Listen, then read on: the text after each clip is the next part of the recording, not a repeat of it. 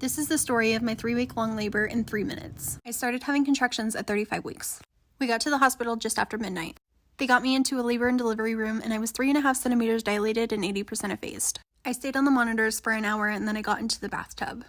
And man, oh man, did that feel good. The nurse came in and got me an hour later and wanted to check me.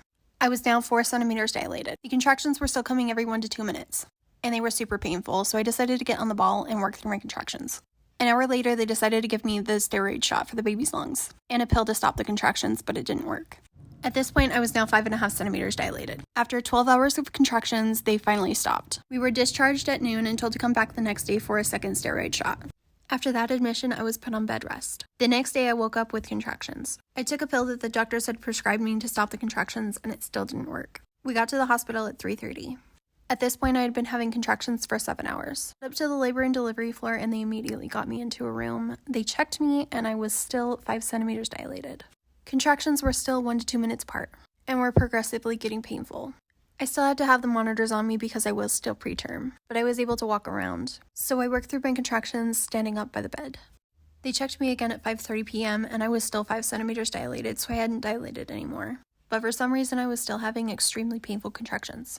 I decided to get into the bathtub at 7 o'clock, and this is when my contractions started to space out. I actually started to cry because I was just so frustrated. I got out of the tub, they checked me again. I was still 5 centimeters, so they decided to discharge me at 8 o'clock. After that admission, I just couldn't trust my contractions, but I did start having contractions multiple nights for 4 hours at a time. But of course, they stopped. I did finally reach 36 weeks and 5 days, and that night I started having contractions. We got to the hospital at 36 weeks and 6 days. I was hoping that they would do something, but unfortunately they couldn't. They got me into a room and I was 5.5 centimeters dilated. Contractions were coming every 1 to 2 minutes. I got into the bath at 1 a.m. After being in the bath for about 20 minutes, I decided to get out and work my way through my contractions on the ball. I wanted to try and get myself dilated. Unfortunately, it didn't work, and about 1:30 a.m., my contractions stopped. They were still coming about every 10 to 15 minutes, but they were spread out, and I decided to go home. Exactly 1 week later, at 37 weeks and 5 days, I started having contractions. We got to the hospital at 10 p.m., they checked me, and I was 6 centimeters dilated. Contractions were very strong, and they were coming about every 3 to 4 minutes.